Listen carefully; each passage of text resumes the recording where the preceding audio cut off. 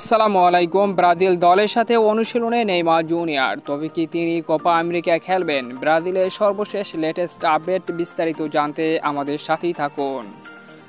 আসন্ন কোপা আমেরিকাকে সামনে রেখে সর্বশেষ অনুশীলন সেরে নিয়েছে 5 বারের বিশ্ব চ্যাম্পিয়ন ও 9 বারের কোপা আমেরিকা চ্যাম্পিয়ন ব্রাজিল। শেষ অনুশীলনে ডিফেন্স লাইনে পরিবর্তন এনেছেন ডরিবাল জুনিয়র, যেখানে মার্কুন হোস এবং গ্যাব্রিয়েল মাগালেসের জুটি দেখা গিয়েছিল সর্বশেষ অনুশীলনে, এবং মিডে ডগলাস লুইস ছিলেন।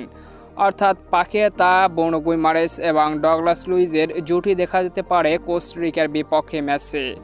মোট কথা হলো, ডরিবাল জুনিয়র চেষ্টা করছেন পারফেক্ট একটি কম্বিনেশন তৈরি করার এবং প্লেয়ারদেরকে সমন্বয়ের মাধ্যমে সেরাটা বের করে আনার। এদিকে নেইমার জুনিয়র ব্রাজিল দলের সাথে যোগ দিয়েছেন এবং অনুশীলনও করেছেন। যদিও তিনি কোপা আমেরিকার স্কোরে নেই, আসন্ন দুটি ম্যাচ অর্থাৎ কোস্টারিকার বিপক্ষে ও প্যারাগুয়ের বিপক্ষে ম্যাচ তিনি মাঠে থেকেই উপভোগ করবেন। নেইমার জুনিয়র দলের সাথে যোগ দিয়ে রানিং ট্রেনিং পাশাপাশি দলের সাথে ফটোশুটও করেছেন ব্রাজিলের সুপারস্টার নেইমার জুনিয়র।